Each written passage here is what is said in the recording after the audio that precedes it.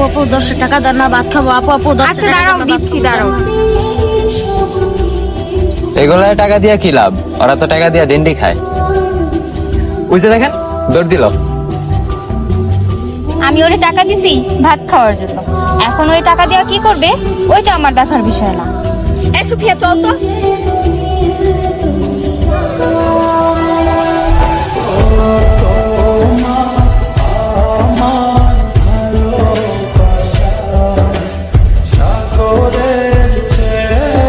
কি কিছু বলবেন? আচ্ছা, আপনি প্রতিদিন এখানে কুকুরকে খাবার দেন কেন? আচ্ছা, আমি এখানে প্রতিদিন আসি, আপনি জানেন কিভাবে? কি ফলো করতেছেন? প্রেম টেমের চক্কর, তাই তো? অ্যামেজিং। দেখছেন কত রাত ধরে আমি এই চিন্তায় মগ্ন ছিলাম যে আপনার কিভাবে মনের কথা বলবো। আপনি তো আমার মাথার টেনশনটাই দূর করে দিয়েছেন। Yes, I love you. আচ্ছা, আপনি তো আমার সম্পর্কে কিছুই জানেন না, এখন আপনি তো আমার চেহারাই ভালো করে দেখেন নাই, দেখছেন শুধু চোখ। আমার নাক বোচা, দাঁত উঁচা, নিকাপ উঠাইলে ভালোবাসা সব জানলা দিয়ে পলাইবো। আচ্ছা, হ্যাঁ বলে দিলে কি করবেন?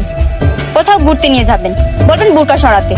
যদি চেহারা ভালো লাগে তাহলে ঠিক, আর যদি চেহারা ভালো না লাগে তাহলে তো আপনাকে আর খুঁজেই পাওয়া যাবে না।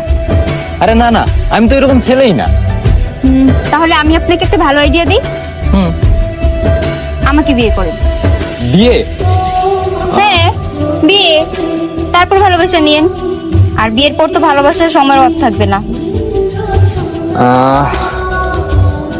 কথায় যুক্তি আছে, বাট বিয়ে। দেখছেন না বিয়ের কথা শুনে কিভাবে চেহারা রং বদলাই গেল? আমি জানতাম এগুলা ভালো লাগা, ভালোবাসা না। কি রে, কারে খুঁজিস? না কাউকে। এক্সকিউজ মি, আরে জয়, আপনি? আমি তো ভাবছি বিয়ের কথা শুনে আপনি পালিয়ে গেছেন। আচ্ছা শোনেন, এসব প্রেম টেমের চক্কর বাদ দেন, আজকে থেকে আমরা ভালো ফ্রেন্ড হয়ে থাকি। সোফিয়া, আমরা বিয়ে করব। আর এই দেখো, তোমার জন্য শাড়িও আনছি।